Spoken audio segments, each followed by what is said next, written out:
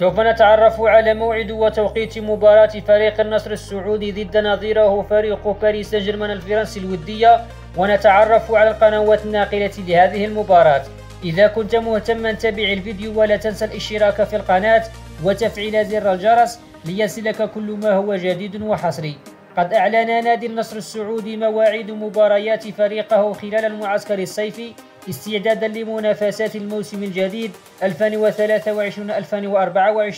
ويشارك النصر السعودي في بطولة ودية في اليابان تضم كل من باريس سان جيرمان الفرنسي وانتر ميلانو الإيطالي، وسوف تقام المباراة في مدينة أوراسكا اليابانية ضمن الجولة التحضيرية للموسم القادم.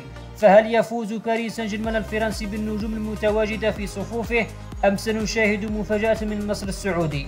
وتذاع المباراة عبر قناة النصر الرياضية عبر اليوتيوب وعبر قناة SSC السعودية الرياضية، وسوف تنطلق صافرة البداية في تمام الساعة 12 منتصف الليل بتوقيت الجزائر والمغرب وتونس، 1 صباحا بتوقيت ليبيا والسودان، 2 صباحا بتوقيت مصر ولبنان والأردن وفلسطين والسعودية والكويت وقطر والعراق وسوريا واليمن.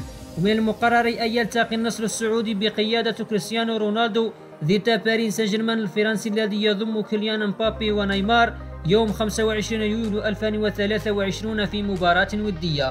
نتمنى لكم مشاهدة ممتعة للمباراة. شكرا لحسن استماعكم، ونرجو منكم إعطاءنا توقعات للمباراة بين النصر السعودي ضد باريس سان جيرمان الفرنسي، وذلك في خانة التعليقات أسفل الفيديو.